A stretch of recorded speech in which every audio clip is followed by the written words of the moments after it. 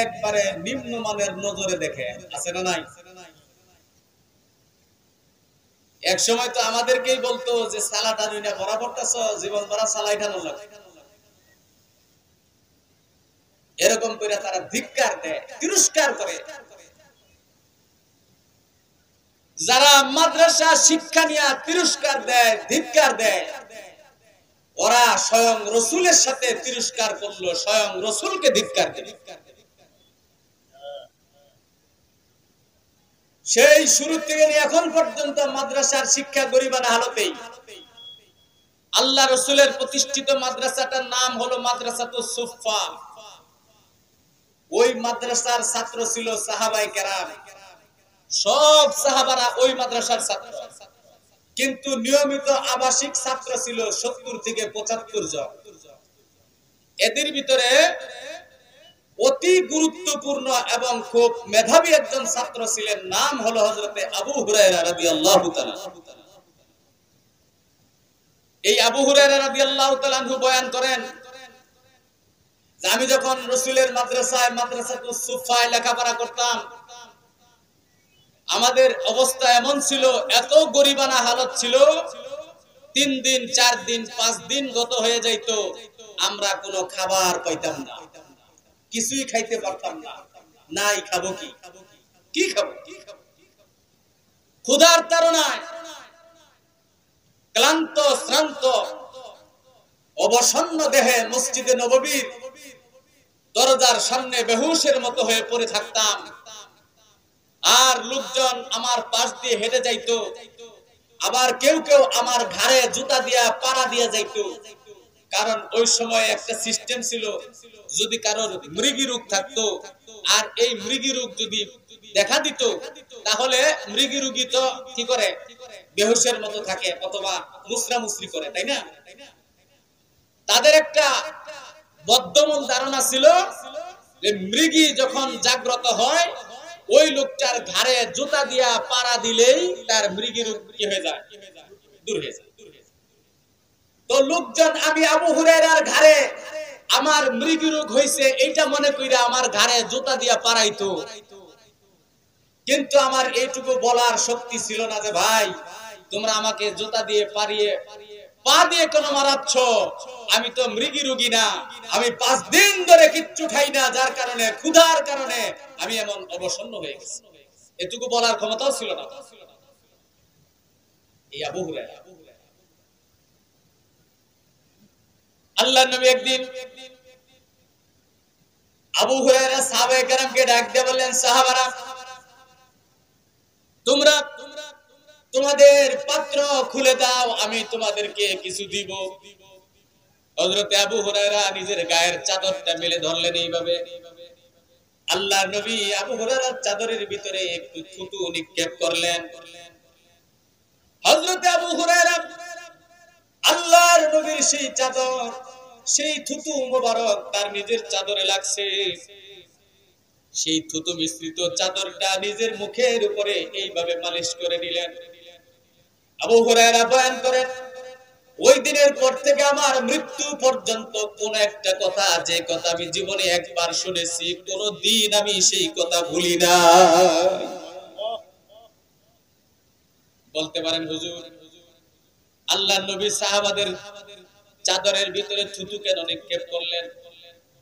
আল্লাহর নবীর খাদেম হযরতে আনাস রাদিয়াল্লাহু তাআলা আনহু বয়ান করেন, একবার আমি আমার নবীজিকে আমার বাড়িতে দাওয়াত করে নিলাম। রাতের বেলায় পূর্ণিমার চাঁদ আকাশে উদয় হইছে। আমার আম্মার নাম উম্মে সুলাইম।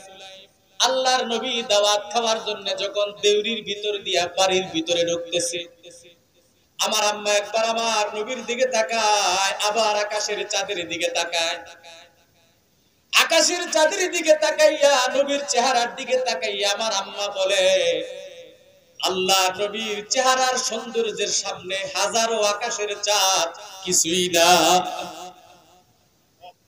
হযরত আনাস বলেন, আল্লাহর নবীর হাত এত কোমল ছিল, দুনিয়ার সমস্ত রেশমি কাপড়, সমস্ত রেশমগুলা, নরম জিনিসগুলো একত্রিত করলে যত নরম হবে, তার চাইতে বহু গুণে নরম ছিল আবার নবীজির হাতের তালু। সুবহানাল্লাহ। পৃথিবীর সমস্ত মেশক আম্বর, মেশক আম্বর বুঝেন? মেশক, মিস্ক আরবিতে বলা হয় আল মিসকু, বাংলায় বলা হয় মৃগনাভি অথবা কস্তুরী। হরিণের নাভি, হরিণের নাভি, এক জাতীয় পুরুষ হরিণের নাভি। মুফাসসির আল্লামা মাহমুদ শুকরি আলুসি রাহমাতুল্লাহ আলাইহি লেখেন, আল্লাহ যখন আদম নবীকে জান্নাত থেকে দুনিয়াতে পাঠিয়ে দিলেন শ্রীলঙ্কার এক জঙ্গলে, পাহাড়ে, সারা পৃথিবীর সমস্ত মাখলুকাতের কাছে খবর হয়ে গেছে যে আল্লাহর বান্দা, আল্লাহর নবী, আল্লাহর প্রথম মানুষ আদম দুনিয়াতে আসছে। শ্রীলঙ্কার সেই পাহাড়ের ভিতরে যত প্রাণীকুল ছিল তাদের মধ্যেও এই খবর চলে গেছে, ছড়িয়ে পড়েছে যে আদম নবীকে আল্লাহ তাআলা আমাদের এই জঙ্গলেই পাঠাইছে। সুবহানাল্লাহ। এই খবর ছড়ানোর পরে একদল হরিণ আদম নবীকে ইস্তেকবাল করার জন্য, স্বাগতম জানানোর জন্য, দেখা করার জন্য আদম নবীর সামনে গিয়ে হাজির হয়েছে। এখন আদম নবীকে দেখতে আসছে হরিণ। আদম নবী তাদেরকে কি খাবার দিবেন, আপ্যায়ন করবেন? তার কাছে তো কোনো খাবার নাই, আছে শুধু পরনের দুইটা সেগুন গাছের পাতা। কয়টা পাতা? সেগুন গাছের দুইটা পাতা। জান্নাত থেকে যে দুইটা পাতা নিজের গায়ে জড়াইছিলেন, জান্নাতের সেই সেগুন গাছের দুই পাতা। আদম নবীর একটা পরনে আর একটা পাতা গায়ে। আদম নবী সেখান থেকে একটু একটু করে পাতা ছিঁড়ে হরিণ গুলাতে দিয়ে দিলেন। মুফাসসিরিনে কেরাম লেখেন, ওই আদম নবীর প্রথম দেওয়া সেই পাতা যে হরিণ গুলা খেয়েছিল, ওই হরিণ গুলার নাভির ভিতর থেকে এত সুগন্ধি নির্গত হতে লাগলো, ওই হরিণ গুলার নাভির মধ্য থেকে হয়ে গেল কস্তুরী। ওই হরিণের জাত এখনো পর্যন্ত পৃথিবীতে আছে এবং সেই হরিণের জাতির, ওই জাতের হরিণ গুলার এখনো নাভির ভিতরে সেই কস্তুরী পাওয়া যায়। পৃথিবীর সবচেয়ে দামি সুগন্ধ, পৃথিবীর সবচেয়ে মনোমুগ্ধকর সুগন্ধি হলো সেই কস্তুরী মৃগনাভি। আনাস রাদিয়াল্লাহু তাআলা আনহু বলেন, সারা পৃথিবীর সমস্ত কস্তুরী মৃগনাভি গুলাকে যদি একত্রিত করা হয়, যত সুঘ্রাণ হবে তার চাইতে বেশি সুগন্ধ ছিল আল্লাহর নবীর শরীরের ঘাম মুবারক। আর জোরে বলুন সুবহানাল্লাহ। আনাস রাদিয়াল্লাহু তাআলা আরো বলেন, যেই রাস্তা দিয়ে আল্লাহর নবী হেঁটে যাইতেন 3 দিন পর্যন্ত সেই রাস্তায় কোনো মানুষ গেলে বুঝতে পারতো এই রাস্তা দিয়ে নবীজি গেছে। আল্লাহু আকবার। 3 দিন পর্যন্ত সেই রাস্তা দিয়া নবীজির শরীরের সুঘ্রাণ ছড়িয়ে থাকতো। আল্লাহু আকবার। এর যেই রাসূলের ঘাম মিশক আম্বরের চেয়ে 1000 গুণে বেশি সুগন্ধি, সেই নবীজির থুতু তো তার চেয়ে বেশি সুগন্ধি, ঠিক কি না? আল্লাহ নবী সাল্লাল্লাহু আলাইহি সাল্লাম একবার হযরত উম্মে হানি রাদিয়াল্লাহু তাআলা আনহার ঘরে গেছেন। আপনাদের অসুবিধা হইতেছে? খারাপ লাগতেছে? এই সবগুলো সহিহ হাদিস বর্ণনা করতেছে, একদম বিশুদ্ধ বর্ণনা। উম্মে হানি আল্লাহ রাসূলের খুব কাছের একজন সাহাবিয়া, আত্মীয়া ছিলেন। তার বাড়িতে আল্লাহ রাসূল মাঝে মাঝে যাইতেন। একদিন আল্লাহ রাসূল সাল্লাল্লাহু আলাইহি ওয়াসাল্লাম উম্মে হানির বাড়িতে গেছেন। রাতের বেলায় আল্লাহ রাসূল সেখানেই ঘুমাইছেন। মাঝরাতে উঠে আল্লাহ রাসূল সাল্লাল্লাহু আলাইহি ওয়াসাল্লাম কাজায়ে হাজত করছেন, মানে পেশাব করছেন। বাইরে গভীর অন্ধকার, শীতকাল। এইজন্য আল্লাহর নবী সাল্লাল্লাহু আলাইহি ওয়াসাল্লামের পেশাব করার জন্য উম্মে হানি একটা পাত্র করে নবীজির কাছে রেখে দিয়েছে, একটা মাটির পাত্র। আল্লাহ রাসূল রাতের বেলায় সেই মাটির পাত্রে পেশাব করছে। শেষ রাত্রিতে উম্মে হানি ঘুম থেকে জাগ্রত হইয়া সেই পাত্রের পেশাবটুকু খেয়ে ফেলছে। আল্লাহ রাসূল জাগ্রত হইয়া বললেন, উম্মে হানি, এই পাত্রে আমি ইস্তিনজা করেছিলাম, সেটা কি তুমি ফেলে দিয়েছো? ইয়া রাসূলুল্লাহ, আমি তো মনে করেছি পানি, আমি তো পান করে ফেলেছি। আল্লাহ রাসূল সাল্লাল্লাহু আলাইহি ওয়াসাল্লাম বললেন, যেই পেটের ভিতরে আমার শরীর বিস্তৃত কোন জিনিস প্রবেশ করেছে, ওই শরীর কোনদিন আল্লাহ জাহান্নামের আগুন স্পর্শ করতে পারবে না। জোরে বলেন না সুবহানাল্লাহ, আরো জোরে সুবহানাল্লাহ। এই রাসূল সাল্লাল্লাহু আলাইহি সাল্লাম কথা করতে আসলো হযরতে আবু হুরায়রা রাদিয়াল্লাহু তাআলা আনহু চাদরের ভিতরে আল্লাহর নবী থুতু নিক্ষেপ করছেন, আর আবু হুরায়রা চাদর মুখে আর বুকে মালিশ করছেন।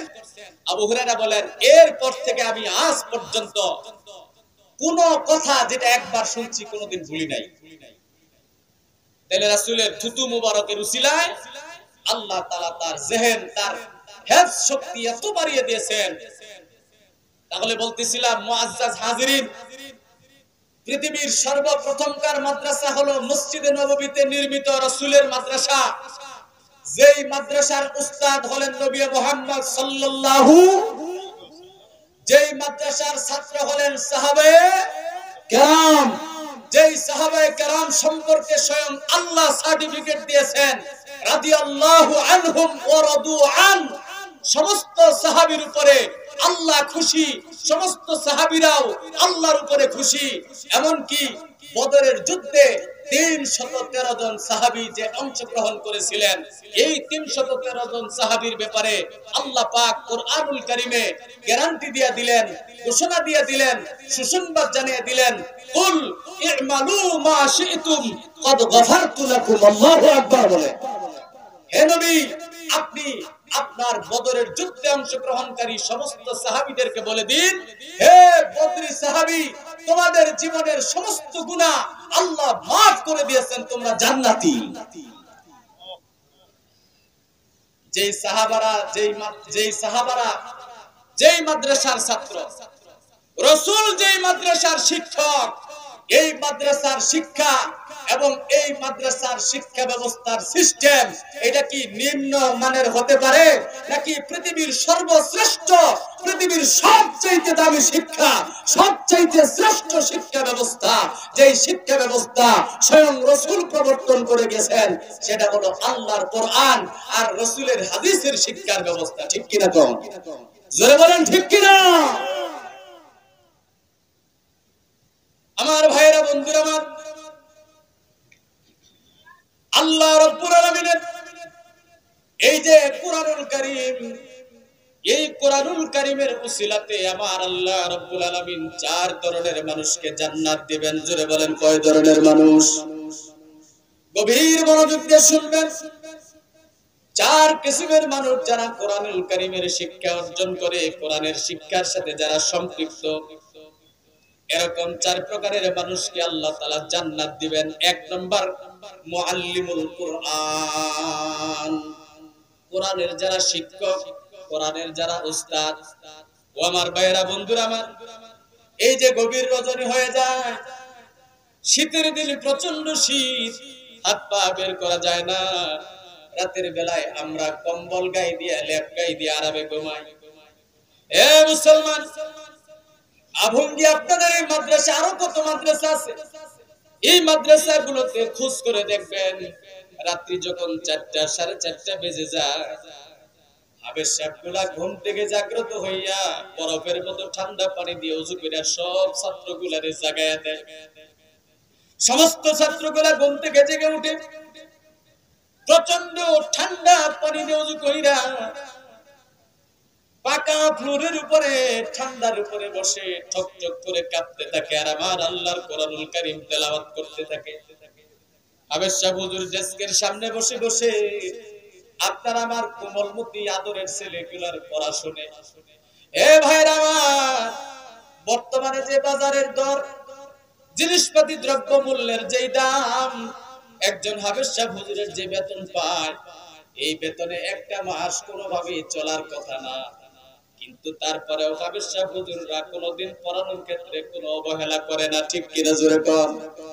এ ভাইরা আমার, যারা চাকরি করে, অফিসিয়াল একটা টাইম শিডিউল আছে, সকাল 10টা থেকে বিকাল 4টা পর্যন্ত, অথবা সকাল 8টা থেকে বিকাল 3টা 2টা পর্যন্ত হলো অফিস টাইম। ঠিক কিনা কোন? কিন্তু হেফজখানার হাফেজ সাহেবদের কোনো অফিসিয়াল টাইম নাই। রাত দিন 24 ঘন্টার ভিতরে শুধুমাত্র আসরের নামাজের পর থেকে নিয়ে মাগরিবের নামাজের একটু সময় 1-1.5 ঘন্টা সময় তারা ফ্রি থাকে, আর বাকি পুরো সময়টুকু তারা আমার আপনার ছেলেদেরকে নিয়ে চিন্তা ফিকির করে। তাদের পুরো ডিউটি তারা রাত দিন 24 ঘন্টা পালন করতেছে। কয় টাকা বেতন পায়? এ মুসলমান, এই হুজুরগুলা বেতনের জন্য কোনো তোয়াক্কা করে না।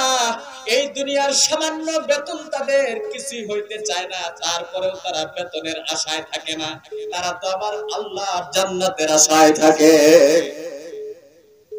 আল্লাহ রাসূল বলেন, খায়রুকুম মান তাআল্লামাল কুরআন ওয়া আল্লামা।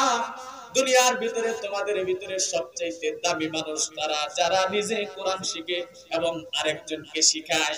কোরআনের উস্তাদ যারা, কোরআনের শিক্ষক যারা রাত দিন মেহনত করে মুসলমানদের সন্তানদেরকে কোরআন শিক্ষা দেওয়ার পিছনে নিজের মেধা শ্রম ব্যয় করে। আল্লাহর পয়গম্বর বলেন, আল্লাহর জান্নাতে যাওয়ার ভিতরে এক কাতারের মানুষ হবে তারা যারা মেহনত করে মানুষদেরকে আল্লাহর কোরআন শিখায়।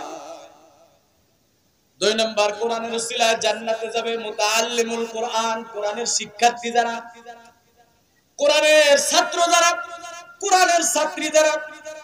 আল্লাহর পয়গম্বর হাদিস শরীফের ভিতরে বয়ান করেন, তাফসীরে তাবারী শরীফের ভিতরে আসছে হাদিস। আল্লাহর নবী বলেন, উতা ইয়াউমাল কিয়ামাতি বিল কুরআন ওয়া আহলিহিল্লাযীনা ইয়া'মালুনা বিমা ফি। কিয়ামতের ময়দানে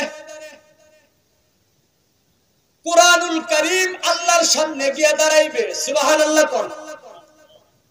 কুরআনুল কারীমের পিছনে বিরাট একদল মানুষ আল্লাহর সামনে গিয়ে দাঁড়াইবে। কুরআনুল কারীমের ভিতরে বড় বড় 2টা সূরা আছে। একটা সূরার নাম সূরা বাকারা, আর একটা হলো সূরা আলে ইমরান। এই 2টা সূরা হলো কোরআনের সবচেয়ে বড় সূরা। আল্লাহর পয়গম্বর বলেন, এই 2টা সূরা কুরআনুল কারীমের সামনে যাইয়া কোরআনের সাথে গিয়া আল্লাহর সামনে দাঁড়ায়া আল্লাহকে ডাক দিয়ে বলবে, আল্লাহ আমাদের পিছনে দেখো একদল মানুষ দেখা যায়, একদল মানুষ দেখা যায়। আল্লাহ জিজ্ঞাসা করবেন, এরা কারা? আল্লাহ জানেন এরা কারা? বলেন, আল্লাহ জানে না এরা কারা? আল্লাহ ভালো করে জানে, তারপর আল্লাহ জিজ্ঞাসা করে জেনে নেবেন। এমনি আল্লাহ বলবেন, এরা কারা? কোরআন জবাব দিবে, আল্লাহ এরা হলো তোমার আহলুল কোরআন, এরা কোরআন ওয়ালা। আল্লাহু আকবার বলেন। এরা হামিলুল কোরআন, কোরআনের ধারক, কোরআনের বাহক। সিনার ভিতরে 30 পারা কোরআনের হেফাজত করেছে এই মানুষগুলা, কোরআনের জন্য জীবন বাজি রেখেছে। কোরআনের শিক্ষা দুনিয়ার জমিনে ছড়িয়ে দেওয়ার জন্য, টিকিয়ে রাখার জন্য যা করার দরকার সব করেছিল এরা। আল্লাহ এরা সেই মানুষ, এদের জন্য আমি কোরআন তোমার দরবারে সাক্ষী দিতেছি, আল্লাহ তুমি এদেরকে অবশ্যই জান্নাতে দিবা, এটাই আমার দাবি। আল্লাহু আকবার। আল্লাহ রাসূল বয়ান করেন, ইন্নাল কুরআনা ইয়াতি ইয়াউমাল কিয়ামাতি শাফিআন ওয়া মুশাফফাআ। কিয়ামতের দিন কোরআন সুপারিশ করবে মানুষের জন্য, আর কোরআনের সুপারিশ অবশ্যই আল্লাহ কবুল করবেন। কোরআনের সুপারিশ আল্লাহ কোনদিন ফেলে দিবেন না। কোরআন যাদের সিনার ভিতরে আছে, কোরআনের ছাত্র যারা, আলেম যারা, যাদের রাত দিন 24 ঘন্টার মেহনত আর ধ্যান খেয়াল হলো আল্লাহকে খুশি করা, এই মানুষগুলা আল্লাহর কোরআনের বরকতে আল্লাহ জান্নাতি। জোরে কোন সুবহানাল্লাহ। 3 নম্বর, আল্লাহ পয়গম্বর সাল্লাল্লাহু আলাইহি সাল্লামের হাদিস অনুযায়ী বোঝা যায় আল্লাহর কোরআনুল কারীমের উসিলায় 3 কিসিমের মানুষ। 3 নম্বর যারা জান্নাতে যাবে তারা হলো মুহিব্বুল কোরআন, কোরআনকে যারা মহব্বত করে, কোরআনকে যারা ভালোবাসে, কোরআনকে যারা অন্তরের অন্তঃস্থল দিয়ে মহব্বত করে। আমার বাজান রে বন্ধুরা আমার, বলুন তো দেখি আমাদের অন্তরে কোরআনের ভালোবাসা আছে না নাই? আওয়াজ করে বলেন, আছে না নাই? 2টা হাত তুলে আল্লাহকে দেখায় দেন, আল্লাহ তোমার কোরআনের ভালোবাসা আমাদের অন্তরে আছে। জোরে বলেন আল্লাহু আকবার। আর জোরে বলেন আল্লাহু আকবার। মাশাআল্লাহ। মুআজ্জাজ হাজিরিন, আপনাদের কষ্ট হচ্ছে? আমাদের এই উপমহাদেশে একজন জবরদস্ত আল্লাহর ওলি, বহুত বড় একজন আলেম ছিলেন, হুসাইন আহমদ মাদানী রাহমাতুল্লাহ আলাইহি। সৈয়দ হুসাইন আহমদ মাদানী আল্লাহ রসুলের বংশধর, আল্লাহ রসুলের বংশের মানুষ, সরাসরি বংশধর। এই হুসাইন আহমদ মাদানী রাহমাতুল্লাহ আলাইহির একজন শাগরেদ ছিলেন, যার নাম ছিল মুন্সি তমিজউদ্দিন। কি নাম ছিল? মুন্সি তমিজউদ্দিন। এই মুন্সি তমিজউদ্দিন তখন এই উপমহাদেশ ছিল ব্রিটিশদের অধীনে। ব্রিটিশদের অধীনে তিনি চাকরি করতেন কাস্টমস অফিসে।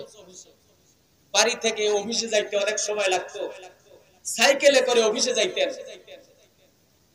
একদিন মুন্সি তমিজউদ্দিন সাইকেলে করে মাদ্রাসায় এই অফিসে যাচ্ছেন চাকরিতে সকালে। কিছু দূর যাওয়ার পরে এমন একটা গ্রামের পাশ দিয়ে যাইতে হয়, সেই গ্রামের কোন মানুষ শিক্ষিত নাই, সব মানুষ মূর্খ। ওই গ্রামে কোনো আলেম ওলামা নাই, কোনো তলেবে ইলম নাই, কোনো শিক্ষিত মানুষ নেই। মুন্সি তমিজউদ্দিন সেই গ্রাম অতিক্রম করার সময় লক্ষ্য করে দেখলেন বেশ কিছু মানুষ টুপি মাথায়, পাঞ্জাবি গায়ে, কেউ বসে রয়েছে, কেউ দাঁড়িয়ে রয়েছে, বিষণ্ণ মন, সবার চেহারা ভারাক্রান্ত, দুঃখ ভারাক্রান্ত। এই মুন্সি তমিজউদ্দিন রাহমাতুল্লাহ আলাইহি সেখানে সাইকেল থেকে নেমে তাদেরকে বললেন, ভাইরা আপনাদের কি হয়েছে, আপনারা এমন বিমর্ষ কেন? তারা বলল, হুজুর আমাদের একটা লোক মারা গেছে, তাকে কিভাবে কাফন দিতে হয়, দাফন কিভাবে করব, গোসল কিভাবে করাইবো, এটা আমরা কেউ জানি না। পুরা এলাকার ভিতরে কাফন দাফন করার মতো কোন বুঝমান মানুষ নাই। এইজন্য আমরা খুব পেরেশানিতে আছি। তা আপনাকে তো দেখে হুজুর মনে হচ্ছে, আপনি যদি দয়া করে একটু এই কাজটা করে দিয়ে যাইতেন খুব খুশি হতাম। ঠিক আছে চলেন। এই কাজে তো আর না করার সুযোগ নেই, ঠিক কিনা? মানুষ মারা গেলে রাসূলের সুন্নাত হলো যত তাড়াতাড়ি সম্ভব তারে কবরস্থ করে দাও। আর আমরা কি করি? জীবনে একবার দুইবার যে আত্মীয় স্বজন খোঁজ দিয়ে মানে বেড়াইতে আসছে না আসছে, সেই আত্মীয় স্বজন থাকে সিলেট, চিটাগাং না হয় ঢাকা, এর জন্য 5-7 ঘন্টা 10 ঘন্টা পর্যন্ত মুর্দাটারে আমরা কি করে রাখি? কাফন না করে দুনিয়াতে রেখে দেওয়া যায়, ঠিক কিনা? হুজুর আয়েশা যদি কয় কি ব্যাপার, এটা জানাজার ব্যবস্থা করেন নাকি, কয় হের আত্মীয় আছে একটা ঢাকা তো আইতেছে, কি কইন আইতেছে। রাসূল বলেন মানুষ মারা গেলে তাড়াতাড়ি দাফন করে দাও, ওরে যত দুনিয়াতে রাখবা তত কষ্ট হবে। কিসের আত্মীয় স্বজন? আশপাশে যারা আছে তারাই আশ্রিত হয়ে গেছে। এত দূর দূরান্তের আত্মীয় স্বজনের অপেক্ষায় থাকার তো কোনো মানে নাই। দুনিয়াতে তো সবাই যাওয়া লাগবে একদিন, ঠিক কিনা? শেষ দেখে দেখে দেই, আরে মিয়া তোমার শেষ দেখে দেখবো কেন? তুমি যে শেষ দেখে দেখতে দেয়া রাসূলের সুন্নতের আমলটাকে বিলম্ব করতেছ, এই পাপের ভাগী কে হবে? কথা ঠিক কিনা? আবার দেখা যায় জানাজার নামাজে ওয়াজ মাহফিলের আয়োজন হয়ে যায়, ঠিক না? কি আপনাদের এই গোপালপুর আছে? আমাদের মধুপুর আছে। ওরে বাবা, জানাজার নামাজটা একটা ছোটখাটো জনসভার মতো, ঠিক না গো হুজুর? নানান রকমের লাশ সামনে রেখে 1.5-2 ঘন্টা রোদে ঠাড়া পড়া রোদ্রে মানুষের কষ্ট হইতেছে, তোমরা বয়ান চলতেছে, লেকচার চলতেছে। এইটা কোন কিতাবে লেখা আছে? কিতাব পড়াই আমরা ফতোয়া দেই পাবলিকে, কথা ঠিক কিনা? আবার কাফনের কাপড় কাটবার জন্য ঠিকই হুজুর করে দাম লাগে। এইগুলা এখানে কেউ কিছু বললে হুজুরে যদি কিছু কয়, এটার কথার গুরুত্ব দেয়, কইতে 2-4 কথা কই, কি করবেন 2-4 কথা? মারা গেছে তাড়াতাড়ি ওরা দাফন দিয়ে দাও, রাসূলের সুন্নাত এটাই। মনে কষ্ট পাইলেন? বহুত সমস্যা আমাদের ভিতরে, নিজেরা ইসলামটারে নিজেদের মন মতো করে বানায় নিছি, যেটার সাথে ইসলামের কোনো সম্পর্ক নাই। যাই হোক, এবার মুন্সি তমিজউদ্দিন রাহমাতুল্লাহ আলাইহি ওই লোকটার মৃত লোকটার বাড়িতে গিয়া নিজের হাত দিয়ে তারে গোসল করাইলেন, নিজের হাত দিয়ে কাফনের কাপড় কেটে কাফনের কাপড় পরাইয়া নিজে জানাজার নামাজের ইমামতি করলেন। গুরুস্থানে নিয়ে গিয়ে নিজের হাত দিয়ে গুরুস্থানে কবরে মুর্দা নামাইয়া মাটি দিয়ে তারপরে অফিসে চলে গেলেন। অফিসে গিয়া চেয়ারে টেবিলে বসে পকেটে হাত দিয়েছে, অতি দরকারি একটা কাগজ সকালবেলায় পকেটে নিয়েছিল, সেই কাগজটা আর পকেটে নাই। মুন্সি চিন্তায় পড়ে গেল, হায় আমার কাগজটা গেল কোথায়। চিন্তা করতে করতে করতে করতে ওনার স্মরণ হইছে, আমি যে লোকটারে কবরে নামানোর জন্য আমি নিজেও কবরে নামছিলাম, একটু সামনের দিকে নিচু হয়েছিলাম, কবর থেকে কাগজটা খসে পড়ে গেছে কবরে। ওই কাগজটা আমার আর উঠানোর কথা স্মরণ নাই, কাগজটা কবরের ভিতরেই রয়ে গেছে। ওই কাগজটা এত দামি, এত দামি, সরকারি কাগজ। সরকারি কাগজ একটু কাগজ হেরফের হলে জেলও কাটা লাগতে পারে, ঠিক কিনা জোরে কর। সরকারি কাগজপত্রের যত দাম, ঠিক কিনা কর। এখন উপায় কি? এই কাগজ না পেলে তো জেল, জরিমানা হবে, ফাঁসিও হইতে পারে। তার মধ্যে চলতেছে ব্রিটিশদের পিরিয়ড, দেশীয় আইন না তো, ব্রিটিশদের আইন। সে লাল চামড়া মানুষদের আইন, অনিসলামিক আইন। ইসলামের তো কোনো পালাই নাই, ইসলাম তো সব শেষ করতে তারা।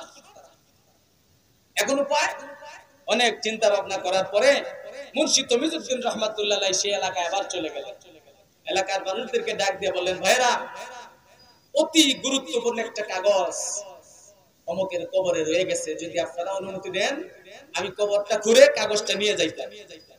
বললে তো হুজুর আমরা তো মাসলা জানি না, আপনি হুজুর মানুষ, ঠিক আছে আমাদের কোনো আপত্তি নেই, আপনি কবর খুঁড়া কাগজ বের করে নিয়ে যান, কোনো সমস্যা নেই। এবার মুন্সি তমিজউদ্দিন রহমাতুল্লাহ আলাইহি কয়েকজন লোক সাথে নিয়ে কোদাল খুন্তি নিয়ে কবর পরে গিয়া নতুন সদ্য কবর 1.5-2 ঘন্টা আগে যে কবরটা দিয়েছে, ওই কবরটা করতে করতে মাটি খোঁড়া শেষ। এবার চলে গেলেন সেই বাঁশের ঢালাইয়ের ভিতরে। বাঁশের ঢালাই পর্যন্ত পৌঁছার পরে সেখান থেকে একটা বাঁশের ঢালাই সরাইয়া যেই মাত্র নিচের দিকে তাকাইছে, দেখে কাগজটা সেখানেই পড়ে আছে। কিন্তু যে মানুষটারে কবরে দিয়ে গেলাম, ওই মানুষের লাশ কবরে নাই। মুন্সি তমিজউদ্দিন অবাক হয়ে গেলেন, কাগজটা উঠাইয়া আরেকটা বাঁশের ঢালাই সরাইয়া ভালো করে নিচের দিকে উকি দিয়ে তাকিয়ে দেখে, যতদূর পর্যন্ত চোখের জ্যোতি যায় চতুর্দিকে ফুলের বাগান, ফলের বাগান, ঝর্ণা পানি পড়ার কুলকুল ধ্বনি শোনা যায়। সেই ফুলের বাগান, ফলের বাগানের ভিতরে 1-1.5-2 ঘন্টার সময় আগে যে মানুষটারে কবর দিয়ে গেলাম, ওই মানুষটা দুনিয়ার কাফনের কাপড় পরা না, জান্নাত থেকে মনোমুগ্ধকর চোখ ধাঁধানো এক প্রস্ত পোশাক পরে ফুলের বাগান আর ফলের বাগান দিয়ে লোকটা ঘোরাঘুরি করতেছে। জোরে কোন সুবহানাল্লাহ।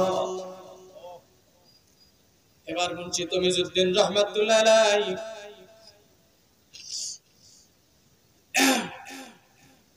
তাড়াতাড়ি করে কবরটা বন্ধ করে দিলেন, দৌড়াইয়া চলে গেলেন ওই মুর্দার বাড়িতে। বাড়িতে গিয়ে মুর্দা লোকটার ছেলে মেয়েকে ডাক দিয়ে বলেন, বাবারে তোমাদের বাবা কি এমন বিশেষ আমল করতো বলে দাও। কয় যে হুজুর কেন? কয় আগে বলো কোন বিশেষ আমল ছিল কিনা তোমার বাবা। বলে যে না হুজুর আমার বাবার কোন বিশেষ আমল ছিল কিনা আমরা তো জানি না, তবে একটা আমল আমরা প্রতিদিন করতে দেখতাম। সে আমলটা হলো আমার আব্বা 5 ওয়াক্ত নামাজ জামাতের সাথে আদায় করতেন। এমন জোহরের নামাজ পড়ার পরে বাড়িতে আইসা বারান্দার তাকের উপর থেকে, তক্তার উপর থেকে কাপড়ে মোড়ানো একটা বই নামাইতেন। ওই বইটা আদবের সাথে মোহাব্বতের সাথে চুমা খাইতেন। বুকে জড়ে দইরা 2 চোখের পানি ছেড়ে দিয়া জার জার হয়ে কাঁদতেন। তারপরে সেই বইটা উপরের চাদর গুছাইয়া ওই বইটা একটা একটা করে পাতা উল্টাইতেন। 2 চোখের পানিতে বুক ভিজে যাইত। আমার আব্বা বইটা পড়তে পারতেন না, কিন্তু বইয়ের অক্ষরগুলা, লাইনগুলার উপর দিয়ে শুধু আঙ্গুল টানতেন, আঙ্গুল ঘুরাইতেন আর বলতেন, আল্লাহ যা বলেছেন সব সত্য বলেছেন, আল্লাহ যা বলেছেন সব সত্য বলেছেন। এই একটা কথা বারবার মুখে উচ্চারণ করতো আমাদের বাবা। আর 2 চোখের পানি দাঁড়িয়ে টকটক করে বুক ভিজে যাইতো। এবার মুন্সি তমিজউদ্দিন বলে, বাবারে কোন সেই বই তোমার আব্বা পড়তো? ওই বইটা আমাকে দেখাইয়া দাও। এবার ছেলেরা তক্তার উপর থেকে বইটা পারছে, হুজুরের হাতে দিছে। হুজুর বইটা গুছাইয়া দেখে দুনিয়ার সাধারণ কোনো বই না, এ তো আমার আল্লাহর কালাম। এবার মুর্শিদ মিজুদ্দিন চোখের পানি ছেড়ে দিয়ে কান্দেন আর বলেন, বাবারে, তোমার বাবা দুনিয়ার সাধারণ কোন বইকে ভালোবাসে নাই, তোমার বাবা এমন একটা বইকে ভালোবাসছে যেই বইটা ভালোবাসলে আল্লাহ জান্নাত দিতে দেরি করে না। তোমার বাবা কোরআন পড়তে পারে নাই, তাতে কি হয়েছে? তোমার বাবার অন্তরে আল্লাহর কোরআনের প্রতি এই ভালোবাসা মহব্বত থাকার কারণে তোমার বাবাকে কবরে দিতে দেরি হয়েছে। তোমার বাবার কবরটা আমার আল্লাহ জান্নাতুল ফেরদাউস বানায় দিতে দেরি করে না। আল্লাহু আকবার। মুহিব্বুল কুরআন, কোরআনকে ভালোবাসো। এ মুসলমান, বড় দুঃখ পরাক্রান্ত হৃদয়ে বলতে হয়, আজকে মুসলমানদের সমাজগুলো এমন নিষ্প্রভ হয়ে গেছে। আগের দিনে ফজরের নামাজের পরে বিভিন্ন বাড়ি থেকে গুনগুন করে কোরআন তেলাওয়াতের আওয়াজ শোনা যাইতো। এখন শুধুমাত্র মাদ্রাসাগুলোর থেকে কোরআন পড়ার শব্দ পাওয়া যায়। বাড়ি বাড়ি কোরআন পড়ার যে সিস্টেমটা চালু ছিল এখন অনেক জায়গাতেই নাই, ঠিক কিনা বল? এ মুসলমান, আমরা কোরআনকে ঘর থেকে বারান্দায় বের করলাম, বারান্দার তাকের উপরে রাখলাম, সেখান থেকে কোরআনকে মসজিদে পাঠাইলাম, সেখান থেকে কোরআনকে মাদ্রাসায় পাঠাইয়া দিলাম। ঘরের ভিতরে তুললাম অনইসলামিক কৃষ্টি কালচার, ঘরের ভিতরে তুললাম টেলিভিশন, ঘরের ভিতরে তুললাম ভাইয়ের আমার বিভিন্ন রকমের মূর্তি, সুকেশ বোঝাই মূর্তি, ছোট বাচ্চা খেলার জিনিস কেনা দেই আমরা মূর্তি। কথা বল ঠিক কিনা? জোরে বলেন ঠিক কিনা? আমার ভাইরা রে, মুসলমানদের এই কৃষ্টি কালচার গুলা দেখলে কলিজা ফেটে কান্না আসে। মুসলমান, অনেক মুসলমানকে বলতে শোনা যায়, ওই যে মেয়ে বিয়ে দিব অমুকের বাড়িতে, কিন্তু লোকটার বাড়িতে তো ডাইনিং টেবিল নাই, লোকটার বাড়িতে তো ডাইনিং খাওয়ার টেবিল নাই, কেমনে করে সেই বাড়িতে মেয়ে বিয়ে দেই? লোকটা তো মানে পিছনমুখী নিম্নগামী একটা সমাজ, সমাজের মানুষ, নিম্ন পর্যায়ের একটা লোক। কারণ এই যে লোকটার বাড়িতে ডাইনিং টেবিল নাই, খাট পালং নাই, এটারে বর্তমানে মানুষ কি মনে করে? কথা বলেন না, কেউ আওয়াজ বুঝতেছুন? যেই বাড়িতে ডাইনিং টেবিল, খাট পালং, সুকেস এগুলো নাই, ওই বাড়ির মাঝে মনে করে যে একবারে আনসোশাল, ঠিক কিনা? অথচ সহিহ হাদিস তিরমিজি শরীফ ২য় খণ্ডের ১ম নম্বর হাদিস, মা আকালা রাসূলুল্লাহ সাল্লাল্লাহু আলাইহি ওয়াসাল্লাম আলা খাওয়ানিন ওয়ালা সুকুররুজাতিন ওয়ালা খুবিজা লাহু মুরাত্তাতুন। ক্বালু ফাআলা মা ইয়াকুলুন? ক্বালু আলা হাযিহি সুফার আও কামা ক্বালা আলাইহিস সালাতু ওয়াস সালাম। আল্লাহর রাসূল ছোট ছোট পেয়ালার ভিতরে খানা খান নাই। আল্লাহর নবীর খাবারের টেবিলে, খাবারের দস্তরখানে ৫-৭ আইটেম তো দূরের কথা। আমার বন্ধুরা রে, মাঝে মাঝে আল্লাহর রাসূল জবের ছাতু খাইতেন, এক টুকরা খেজুর মুখে দিয়া সারা দিন সারা রাত্রি কাটাইয়া দিত। এক ঢুক দুই ঢুক পানি পান করে সারা দিন সারা রাত্রি পার করে দিত। আম্মা জান আয়েশা সিদ্দিকা বয়ান করেন, রাসূলের ঘরে অনেক দিন পর্যন্ত কোনো চুলায় আগুন জ্বলতো না। খেয়ে না খেয়ে কোন রকম আল্লাহর নবী দিন পার করত। মজাদার সুস্বাদু জিহ্বার জন্য রুচি বৃদ্ধিকারক কোন খাবার আল্লাহর নবী খায় নাই। উঁচা টেবিলের উপরে রাইখা নিচু জায়গায় বসে আল্লাহর নবী খানা খায় নাই। এবার ওই সাহাবী, যে সাহাবী হাদিস বয়ান করে, ওই সাহাবীর ছাত্ররা জিজ্ঞাসা করলো, হুজুর তাহলে সাহাবায়ে কেরাম এবং নবীজি কিসের উপরে রাইখা খানা খাইতেন? সাহাবী জবাব দিলেন, আলা হাযিহি সুফার, দস্তরখান বিছাইয়া ঢালাই বিছনার উপরে বসে খানা খাইতেন। এ মুসলমান, তুমি আর আমি যদি সত্যিকার অর্থে আশিকে নবী প্রমাণ করতে চাই, নবীজির সত্যিকার উম্মত যদি নিজেকে প্রমাণ করতে চাই, তাহলে নবীজির প্রত্যেকটা সুন্নতকে অক্ষরে অক্ষরে পালন না করলে হবে না। এখন বলেন, চেয়ার টেবিলে খানা খাওয়া সুন্নত নাকি নিচে দস্তরখান বিছিয়ে খানা খাওয়া সুন্নত? জোরে কোন, আরো জোরে।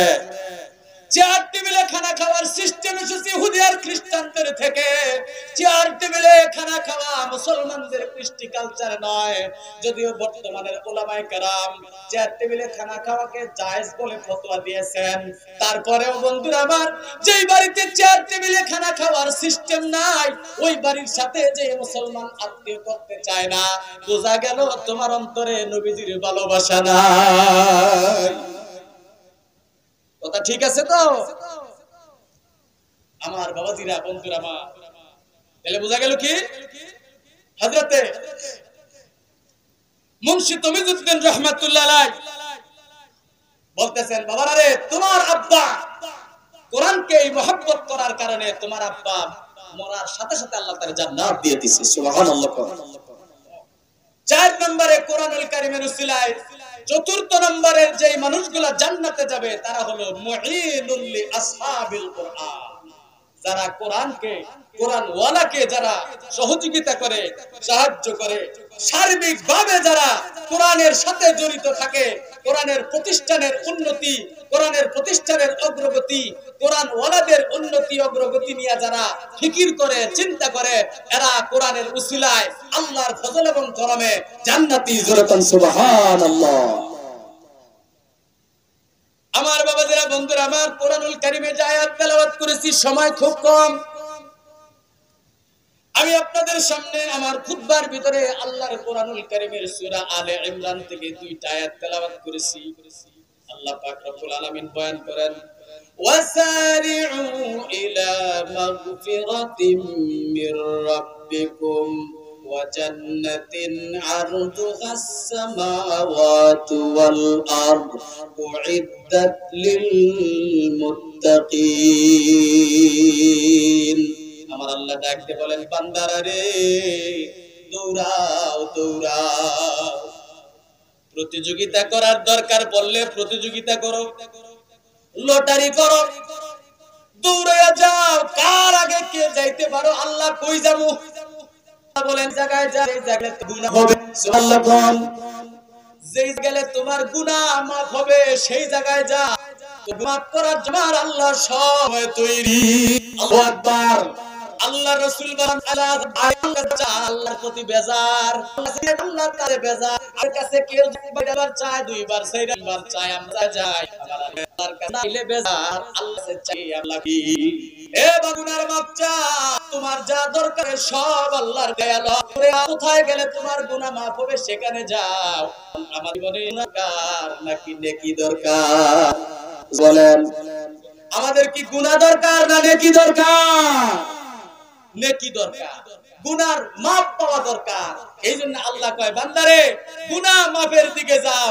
গুনাহ মাফ হইলে রাসূল বলেন, আল্লাহ পাক গুনাহ মাফের এমন একটা সিস্টেম রাইখা দিবেন যে গুনাহগুলা শুধু মাফ করে দেন তাই না, যত গুনাহ আছে সব গুনাহকে আল্লাহ মাফ করে দিয়া প্রত্যেকটা গুনারে আল্লাহ সওয়াব বানায় দেয়। সুবহানাল্লাহ কোন, আরো জোরে কোন সুবহানাল্লাহ। গুনাহ সওয়াব দ্বারা পরিবর্তন করে দেন। আল্লাহ বলেন, ইলা মাগফিরাতিম মির রাব্বিকুম, তোমাদের প্রভুর মাগফিরাতের পথে দৌড়াও।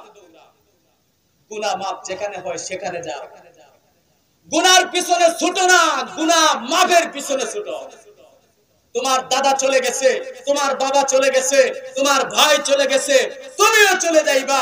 তুমি জানাজার নামাজ পড়তে গেলা, তোমার এক আত্মীয় জানাজায় তুমি গেলা, তার লাশের পিছনে কবরস্থানে তুমিও গেলা।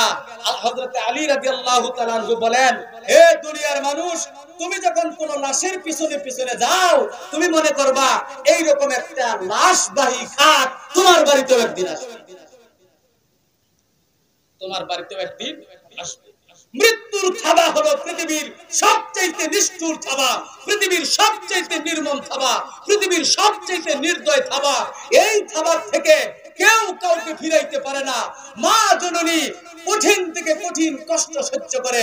মুফাসসিরিনে কেরাম লেখেন, একজন মা যখন তার সন্তানকে গর্ভে ধারণ করে, গর্ভের সন্তান মায়ের পেটের ভিতরে থাকা অবস্থায় মায়ের কলিজার ভিতরে একবার দুইবার না ৪,৫০০ বার লাথি মারে। এমন কঠিন লাথি কলিজার ভিতরে মারে, একটা লাথি যদি কোনো পুরুষের কলিজায় লাগে ওই পুরুষটা বেহুশ হয়ে যাইবে। এমন কঠিন এবং দুর্বহ লাথি, ৪,৫০০ লাথি মা জননী সহ্য করে সন্তান প্রসব করে।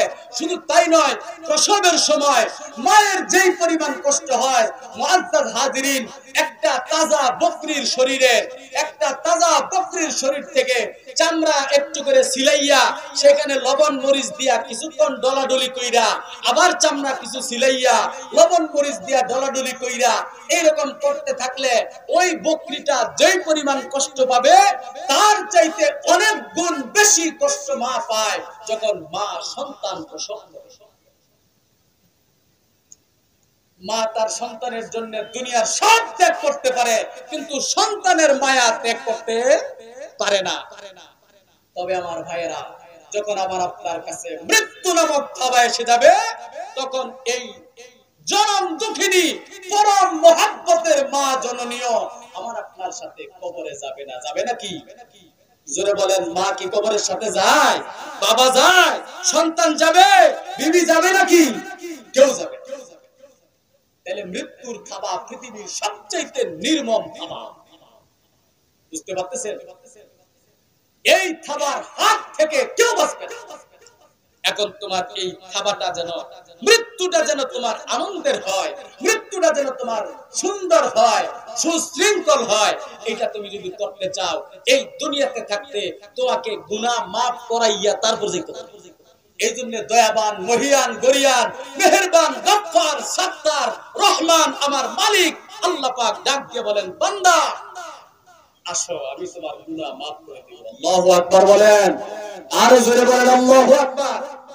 আমার ভাইরা, মসজিদে গেলে গুনাহ মাফ হয়, মাদ্রাসায় গেলে গুনাহ মাফ হয়, ওয়াজ মাহফিলে গেলে গুনাহ মাফ হয়, জিকিরের মজলিসে গেলে গুনাহ মাফ হয়, আল্লাহর দ্বীনের সাথে সম্পৃক্ত কোন কাজ করলেই গুনাহ মাফ হয়।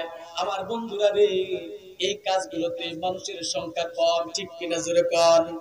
মসজিদে মানুষের সংখ্যা কম, ওয়াজ মাহফিলে মানুষের সংখ্যা কম, মাদ্রাসাকে মহব্বত করে অন্তর দিয়ে ভালোবাসে এইরকম মানুষের সংখ্যাও খুব কম।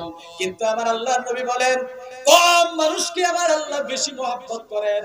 কারণ বেশি মানুষ বড় বেজাইলা, বেশি মানুষ যেখানে সেখানে হাউকাও বেশি, ঠিক কিনা? কমই ভালো।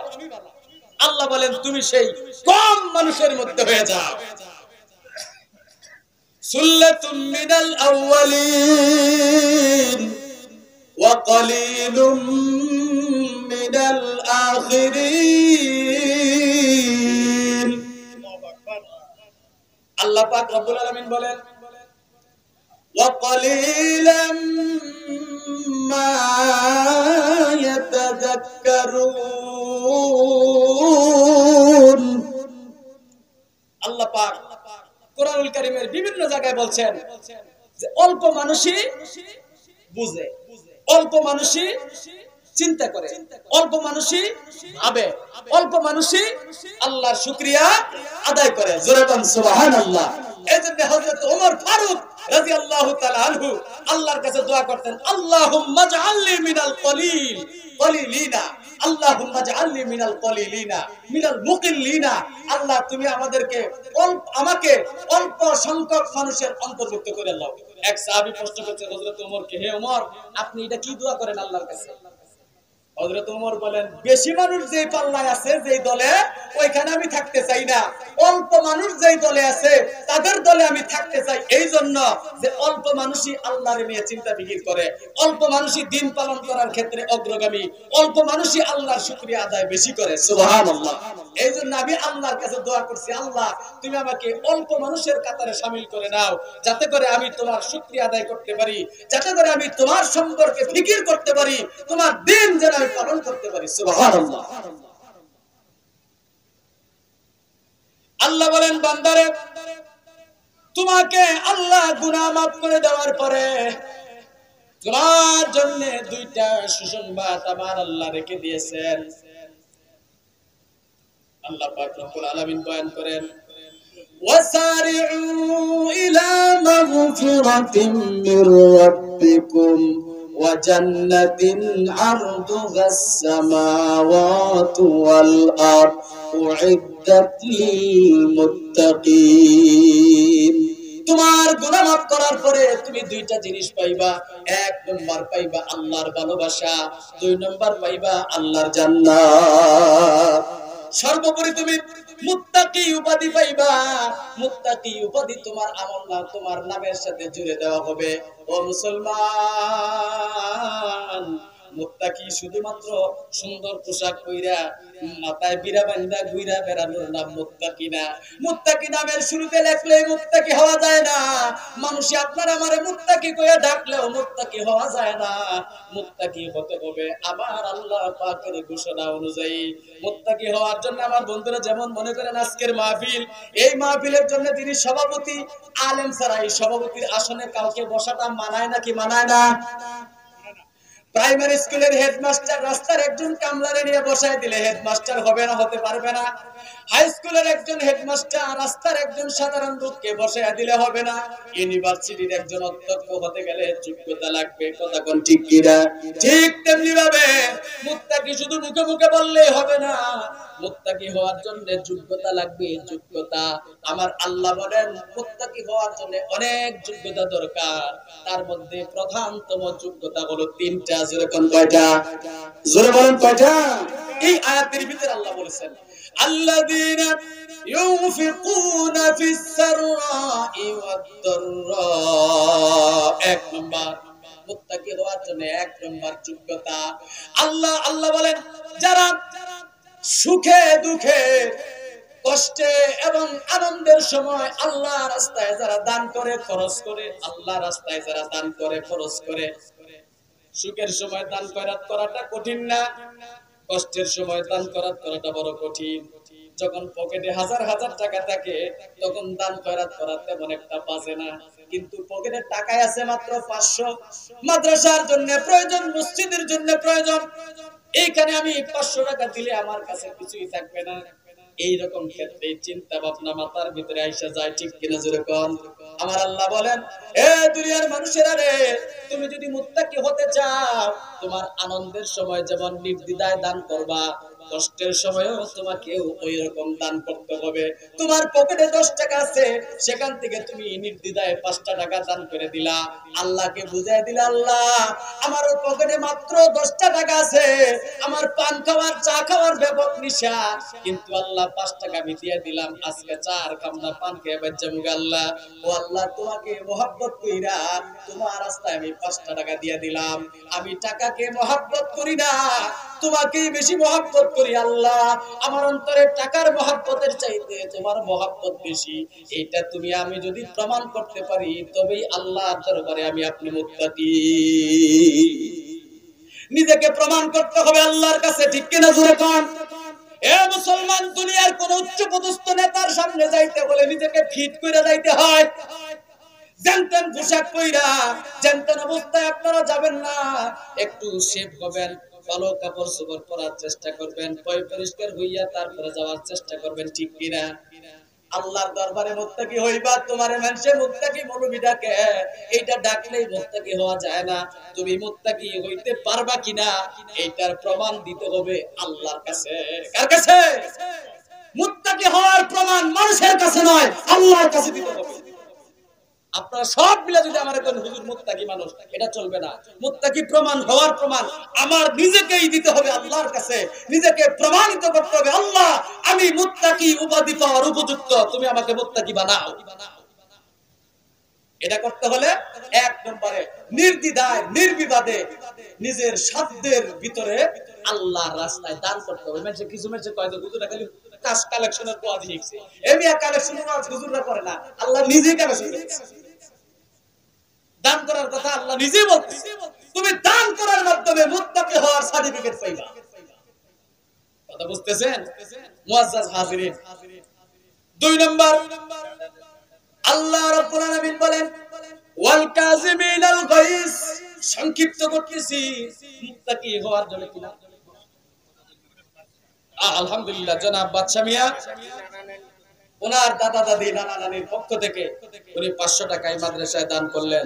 আল্লাহ ওনার এই দানকে কবুল করুন এবং ওনার দাদা দাদি নানা নানির কবরকে রওজাতুম মিন রিয়াজিল জান্নাহ বানায় দেন। সকলে বলি আমিন। 2 নম্বর আল্লাহ বলেন ওয়াল কাযিমিনাল গাইস, নিজের গুসা নিজের রাগের উপরে তোমাকে নিয়ন্ত্রণ রাখতে হবে। তোমার রাগ করার ক্ষমতা আছে, রাগ খাটানোর যোগ্যতাও তোমার আছে, কিন্তু তুমি আল্লাহকে খুশি করার জন্য নিজের রাগটাকে হজম করলা। আল্লাহ নবী হাদিস শরীফের ভিতরে বলেন, তাফসীরে তাবারী শরীফের হাদিস, আল্লাহ নবী বলেন মান কাযামা গায়জাহু ওয়াজাবাত লাহুল জান্নাহ। সুবহানাল্লাহ। যে ব্যক্তি নিজের রাগ দমন করতে পারলো তার জন্য আল্লাহ জান্নাত অবধারিত হয়ে গেল। রাগ দমন করা বড় কঠিন, ঠিক কিনা জোরে কোন? গুসা দমন করা বড় কঠিন। আল্লাহ কয় না না, তোমার সাথে কেউ যদি অন্যায় করে, আল্লাহ নবী এক রাস্তা দিয়ে যাইতেছেন, এক সাহাবী গোলামরে বৎসনা দিতেছে, মারতেছে। হযরত রাসূল ডাক দিয়ে বলেন, সাহাবীরে কেন গোলামকে মারতেছিস, কেন গোলামকে মারতেছিস? এবার সাহাবী বলে, হুজুর কয়বার সহ্য করব ভুল? আমার আল্লাহর নবী ডাক দিয়ে বললেন, সাহাবীরে তোমারে আল্লাহ যতবার মাফ করব, যতবার তুমি আশা রাখো ততবার তুমি গোলামরে মাফ করে দিবা। আল্লাহ আপনারা আমারে কয়বার মাফ করব, কয়বার আশা করেন? সারা জীবনের আশা ভরসাই তো এইটা, আল্লাহ যেন আমারে মাফ করে দেয়, ঠিক কিনা? জোরে বলেন ঠিক কিনা? হাজারো লাখো গুনাহ লাখো অপরাধ করছি, আল্লাহ তোমার মাফ পাওয়ার আশাবাদী আমি। রাসূল বলেন তুমি আল্লাহর কাছে যতবার মাফ পাওয়ার আশা রাখো, এই গোলামকে তুমি ততবার মাফ করে দিবে। সুবহানাল্লাহ। রাগেই তো সব খাইলো, ঠিক কিনা? কার রাগ কার উপরে কেরা খাড়াইতেছে আল্লাহই ভালো জানে। তাহলে রাগ দমন করা, রাগের উপরে নিয়ন্ত্রণ রাখা, এটা মুত্তাকি হওয়ার 2 নম্বর প্রমাণ।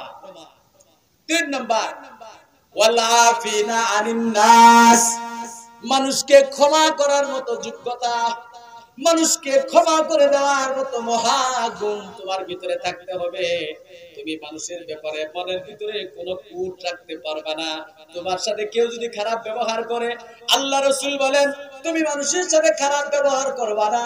তোমার সাথে যদি কেউ খারাপ ব্যবহার করে, তুমি বিপরীতে তাকে তার সাথে ভালো ব্যবহার করে দিবা। একান্তই যদি প্রয়োজন পড়ে, যেই পরিমাণ খারাপ আচরণ সেই লোকটা তোমার সাথে করছে, ওই পরিমাণ তুমি তার বিপরীত করতে পারবা, এর চাইতে বেশি করতে পারবা না।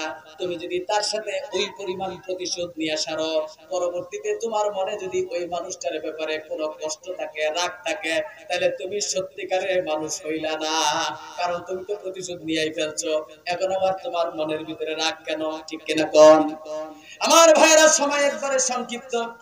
আল্লাহ রাসূল সাল্লাল্লাহু আলাইহি সাল্লাম